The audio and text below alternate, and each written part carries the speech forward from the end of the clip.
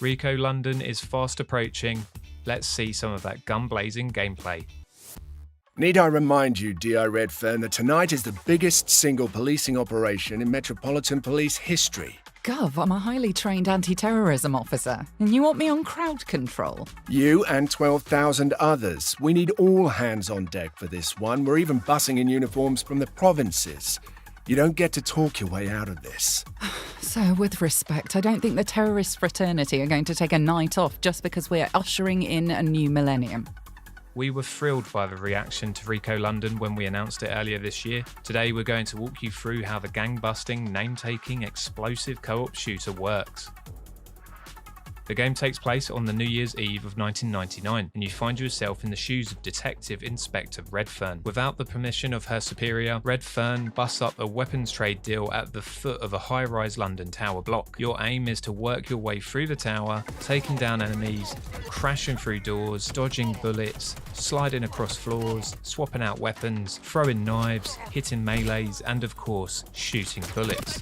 RICO London is the definition of fast-paced first-person shooting, but it also allows customizability in the way that you play. After completing levels, you'll be awarded medals. These medals can be used as currency between stages in the upgrades menu. This allows the purchase of new supplies such as medkits, weapons like the lockstock shotgun, and permanent upgrades that reduce weapon recoil or restore health. Focus your medals on the abilities that suit your playstyle as you work your way through the tower block. We've mentioned co-op briefly. We're also excited to announce that you'll be able to play on Nintendo Switch in handheld mode with local split screen, meaning you can truly take the co-op experience anywhere with just one game required. That's enough talk. Let's showcase a bit of raw gameplay from RICO London itself. So to start with, we've got two different difficulties. We've got easy mode, which has no permadeath, and normal, which has permadeath and friendly fire. As you start playing through RICO, you'll realise just how arcadey the action is. This is a comic book world, it is not a real one, so that is absolutely emphasised by these incredible physics. People will go flying all over the shop as you connect with bullets, and it really makes the game stand out. You'll need to pick up medkits to replenish your health.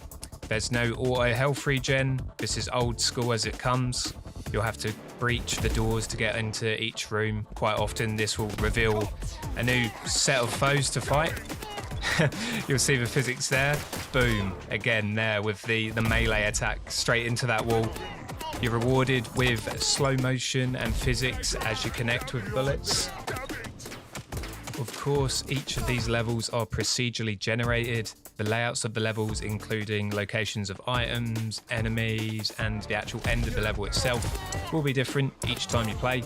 You'll see here I come up against a grenade, and it is my downfall. Blast your way up the high-rise tower stacked with East End gangsters, solo or with a partner, in RICO London, due for physical release this September on Nintendo Switch and PlayStation 4. Also available digitally on Steam, Xbox, and the previously mentioned platforms.